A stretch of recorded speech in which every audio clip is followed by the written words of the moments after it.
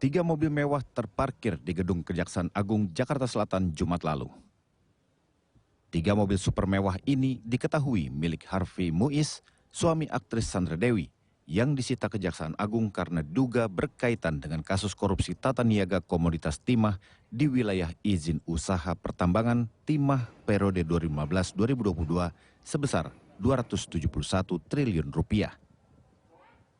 Tiga mobil ini diperkirakan memiliki nilai jual masing-masing antara 7 hingga 10 miliar rupiah. Penyitaan tersebut dilakukan Kejaksaan Agung sebagai langkah melakukan penelusuran aset-aset milik Harvey Muiz yang diperkirakan dibeli atau didapat dari hasil korupsi tata niaga komoditas timah. Dan tentu saja sepanjang alirannya menyangkut ada indikasi keterlibatan atau ada kaitannya, pasti akan kami lakukan penyitaan, tidak hanya apabila aset tersebut berada di atau dimiliki oleh siapapun, entah itu istrinya atau siapapun, sepanjang itu ada dugaan keterkaitan pasti akan kami ambil. Dengan penyitaan tiga mobil mewah tersebut, Kejaksaan Agung secara keseluruhan sudah menyita 7 mobil milik Harvey Muiz. Harvey Muiz sendiri sudah ditahan pihak Kejaksaan Agung beberapa waktu lalu. Selain Harvey, Kejagung menetapkan 21 orang menjadi tersangka dalam kasus tersebut. Selain kasus korupsi penambangan ilegal timah, Kejagung juga tengah membidik dugaan kasus tindak pidana pencucian uang terhadap beberapa orang tersangka. Dari Jakarta, Ajat Moko, RTV.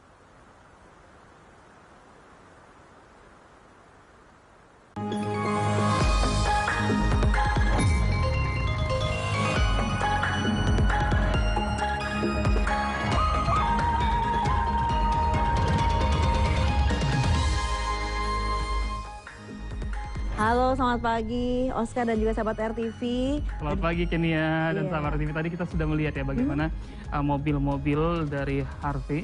Wah, mobil-mobilnya bikin silau ya. Mobil-mobilnya mewah-mewah, tapi sayangnya itu terindikasi hasil korupsi. Iya, akhirnya disita deh. Nah, selain informasi tadi, Lensa Indonesia Pagi juga punya sejumlah informasi lainnya. Salah satunya juga nih artis Rio Rayfan yang kembali ditangkap polisi terkait narkoba. Ini seolah tidak jera ya. Dan kami masih memiliki informasi lainnya, diantaranya juga berita tentang politik juga ya. Dan tentunya olahraga dong. Langsung saja kita simak Lensa Indonesia Pagi bersama saya Oscar Haris. Dan saya Kenia Gusnaini. Ini dia Lensa Indonesia Pagi selengkapnya untuk kamu.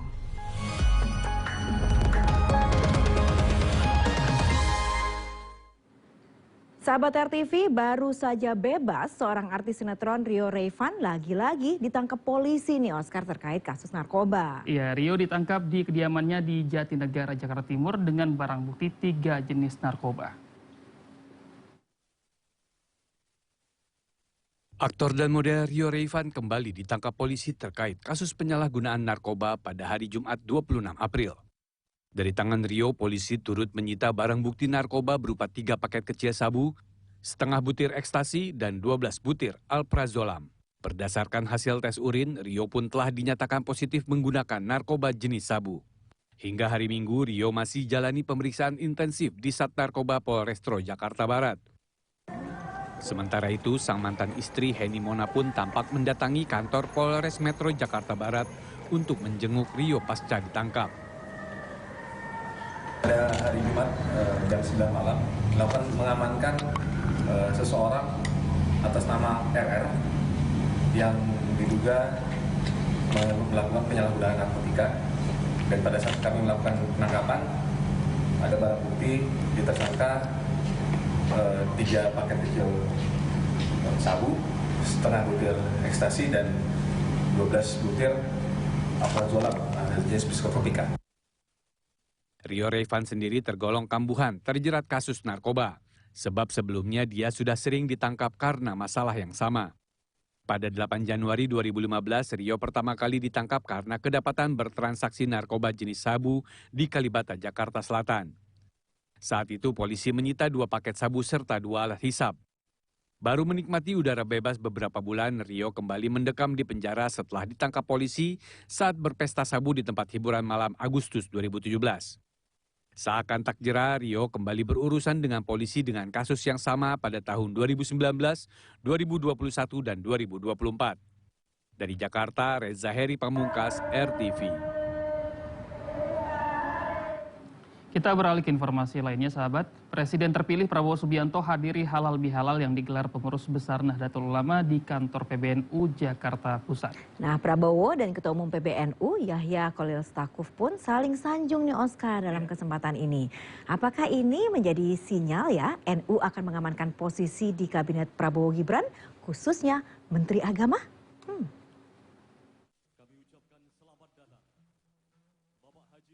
Pengurus Besar Nahdlatul Ulama PBNU menggelar halal bihalal di kantor PBNU Jalan Keramat Raya, Jakarta pada hari Minggu. Acara ini turut mengundang Presiden dan Wakil Presiden terpilih Prabowo Subianto dan Gibran Rakabuming Raka. Ketua Umum PBNU Yahya Khalil Stakuf menjelaskan alasan mengundang Prabowo Gibran karena keduanya merupakan anggota keluarga NU.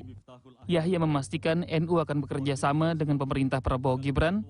Kerjasama tersebut tentunya berhubungan politik demi kemaslahatan rakyat. Nanti ke depan Nahdlatul Ulama tidak akan pernah tidak bersama-sama dengan pemerintahan presiden yang akan datang, Pak Prabowo Subianto dan Pak Gibran Rakabuming Raka.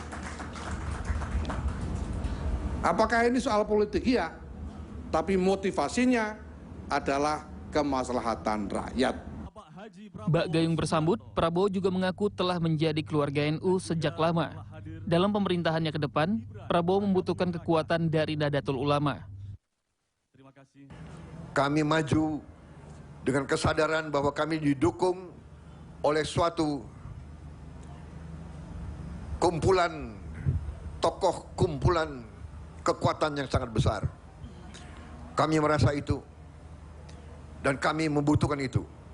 Di antaranya adalah kekuatan Nahdlatul Ulama.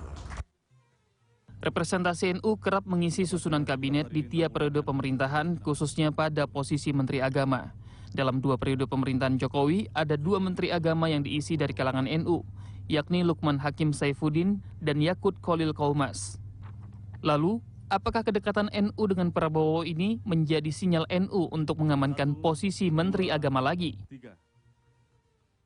Sekali lagi, 1, 2. Ya, sementara itu Koalisi Perubahan yang mengusung pasangan Anies Imin perlahan mulai bubar nih Oscar. Setelah Partai Nasdem dan PKB menyatakan bergabung dengan Presiden dan Wakil Presiden terpilih Prabowo Gibran. Ya, PKS pun juga mulai gamang untuk tetap bersikap sebagai oposisi. Sinyal untuk bergabung dengan Prabowo Gibran mulai ditunjukkan PKS.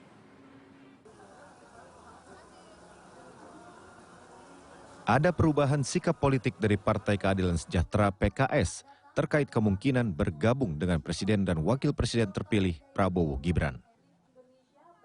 Perubahan sikap tersebut ditunjukkan saat PKS menggelar silaturahmi politik sekaligus harlah ke-22 dengan sejumlah partai politik terutama 2 sekutunya di Koalisi Perubahan, Nasdem dan PKB di kantor DPP PKS Jakarta Selatan Sabtu siang. PKS berkeyakinan Presiden terpilih Prabowo Subianto akan sowan politik ke kantor DPP PKS setelah sebelumnya 2 partai pengusung Anies Imin, Nasdem dan PKB didatangi Prabowo. Mau di dalam maupun di luar itu bukan hal yang sulit buat kami. Ya, artinya kami sudah terbiasa. Tinggal permasalahannya adalah kita pengen kebersamaan setelah Nasdem dan PKB didatangi. Mungkin juga PKS pasti akan didatangi. Kita berharap gitu toh. Ya itu kita tunggu saja. Saya sudah komunikasi dengan beliau. Sudah detail apa semua. Tapi hari ini beliau ada acara halal bihalal keluarga. Jadi kata Mas Dasko, nanti kita cari waktu. PKS pun tidak menutup kemungkinan akan bergabung dengan pemerintahan baru.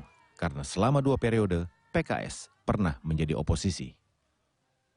Kita kan sudah pengalaman dua periode di kemarin di luar, ya. Jadi kalaupun bisa ke dalam itu juga positif, di luar juga dalam tugas dari dalam untuk keluar itu juga positif, nggak ada masalah.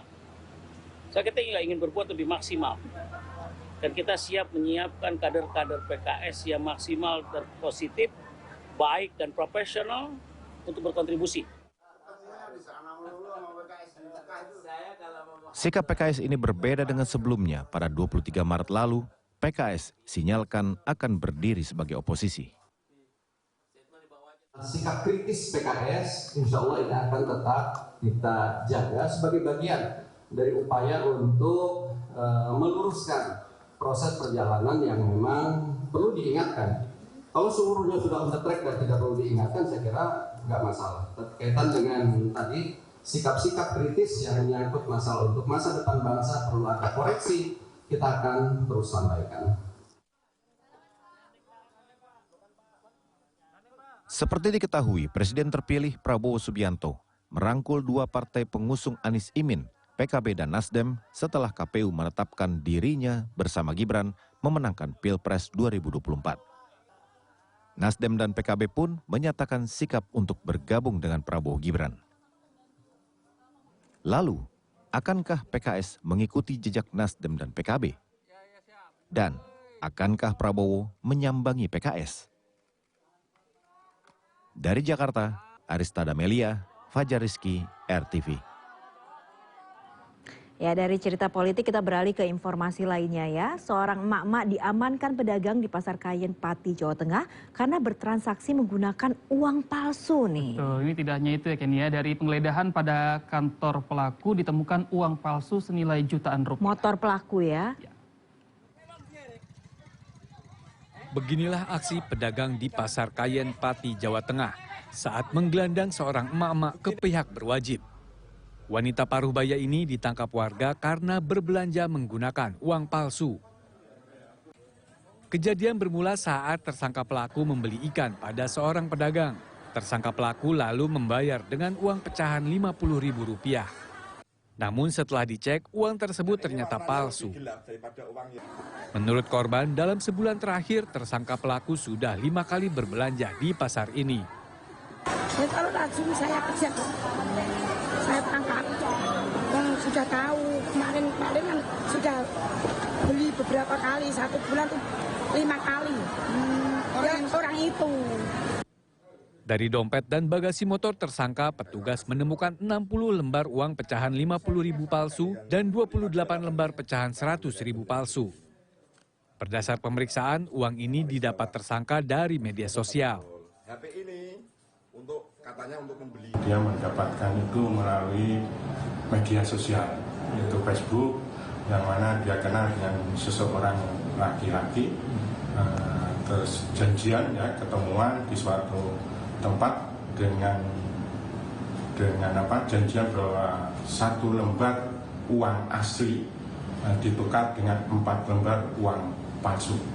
Atas perbuatannya, tersangka dijerat pasal pemalsuan mata uang rupiah dan terancam hukuman maksimal 15 tahun penjara.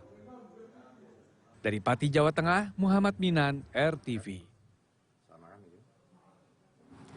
Informasi lainnya sahabat, setidaknya ada 52 rumah di Kabupaten Garut, Jawa Barat yang rusak akibat gempa magnitudo 6,5 di selatan Garut. Dan selain itu, 6 orang terluka akibat gempa yang terjadi pada Sabtu malam ini. Amin, lansia warga Kampung Tarikolot, Desa Mekartani, Kecamatan Singajaya, Garut, Jawa Barat, harus dilarikan ke klinik akibat luka serius di kepala. Nenek berumur 69 tahun ini terjatuh ketika menyelamatkan diri saat gempa bumi magnitudo 6,5 yang mengguncang selatan Garut, Jawa Barat pada Sabtu malam. Terjatuh, terbentur meja, gitu. Oh, jadi kepalanya kebentur meja ya? Iya. Itu lukanya luka apa, Kak? Luka robek di bagian kepala. Tapi alhamdulillah langsung dibawa ke klinik. Alhamdulillah udah pulihan dan insya Allah hari ini, pagi ini bisa langsung pulang. Data sementara ada 6 korban luka akibat gempa yang tersebar di 3 kecamatan di Kabupaten Garut. Ke-6-nya sudah mendapatkan perawatan dan diperbolehkan pulang. Selain korban luka, kerusakan infrastruktur akibat gempa juga terus bertambah. Dari data awal sebanyak 41 rumah, pada Minggu sore bertambah menjadi 52 rumah yang rusak akibat gempa. Ada 3 rumah rusak berat dan sisanya rusak sedang dan rusak ringan. Terkait dengan sebetulnya terima kasih sebetulnya rumah masyarakat kita ada yang 19, kini ada 29. Satu adalah karena memang gempaan sangat kuat. Yang kedua mungkin gempa selain dari gempa karena memang kualifikasi daripada konstruksi bangunan. Selain merusak rumah, gempa juga merusakkan sejumlah fasilitas publik seperti tempat ibadah, sekolah, perkantoran, dan rumah sakit. Saat ini Pemda Garut menetapkan status tanggap darurat untuk penanganan bencana alam gempa bumi. Dari Garut, Jawa Barat, Idrus Andriawan, RTV.